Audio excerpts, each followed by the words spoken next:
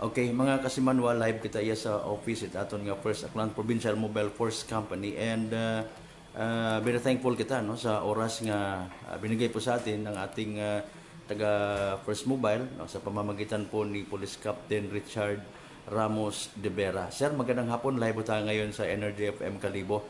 Nakatunog po tayo ng information. Meron po tayong arrested person dito po sa ating pong area of responsibility. Hihingi po kami sir ng konting information at background hinggil po sa nasabing accomplishment natin. Sige sir, magandang hapon po. Bago sa lahat sir, magandang hapon po sa lahat po ng sumusubaybay ng inyong programa sa 107.7 Energy FM po.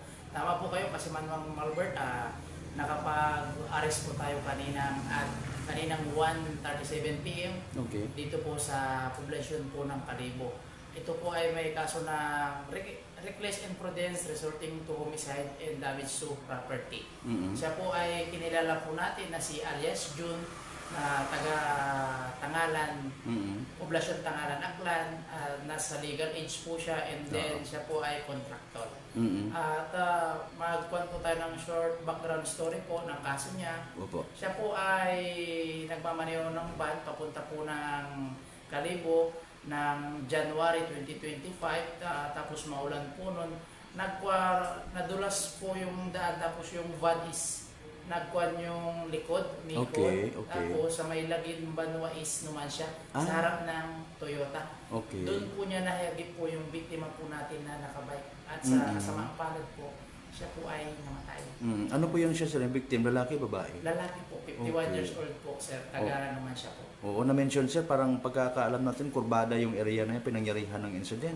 Yes po, kasi Manwang Malbert, sa may kurbada po ng tapat po ng Toyota. Oo, kaya kumbaga may tuturing siguro natin yan dyan na accident prone area. Anyways, hindi niya sir nasettle yung kaso niya, January pa ito nangyari. According to him, kasi Manwang Malbert, nasettle niya sana kaso nga lang, through verbal lang. Okay. Na tumulong siya sa biktima kasi nagbigay po siya ng pinambili ng kabaong hanggang pinangburol. Kaso nga lang po, hindi po sila nakapag-provide ng affidavit of non-interest. That's why continuous pa rin yung kaso. Hanggang na-file siya ng case, hanggang lumabas po yung warrant niya kahapon po. Ayun. Ito po ay under ng Municipal Circuit Trial Court sa 6th Judicial Region sa Malinaw, Lison naman siya, Aklan. Ayun. Kakalabas po ng warrant yesterday po, kahapon. Okay, so masakla pala sir kahit na tumulong ka, ikaw yung nag-shoulder ng mga expenses, kaso hindi na ninyo na-settle sa court yung kaso, talagang pagbaba ng warrant of arrest, talagang huhulihin pa rin yung ganitong suspect sir, yung accused. Opo sir, hindi po niya kasi nakuha on time at saka po nagkulangan po siya na affidavit of non-interest. Ayun, oo.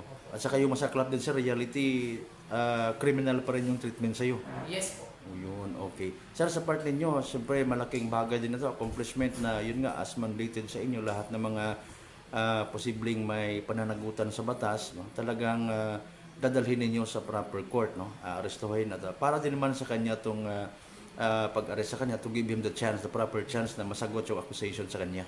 Yes po, tama po kasi Manong Malbert, tayo naman po ay inutusan po na maghuli po ng mga ganitong may kaso para at least ma-defense din po nila yung side nila.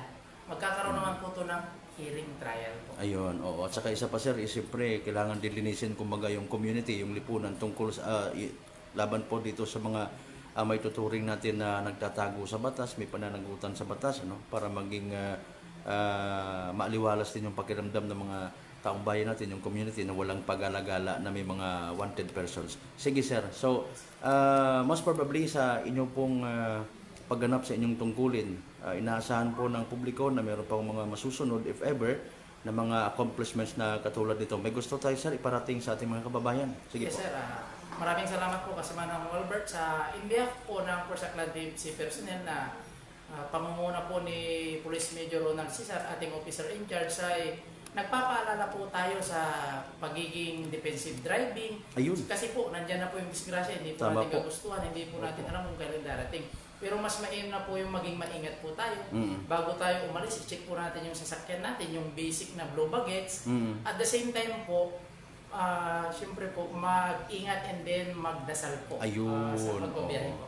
Okay, so sige. So again sir, yung kaso na ating subject nito na anaresto is reckless imprudence resulting in Resulting in homicide with damage to property. damage to property. Sir, maraming salamat po at magandang hapon. Mabuhay po ang First Aklan Provincial Mobile Force Company. Maraming salamat din po, Kasmanong Robert.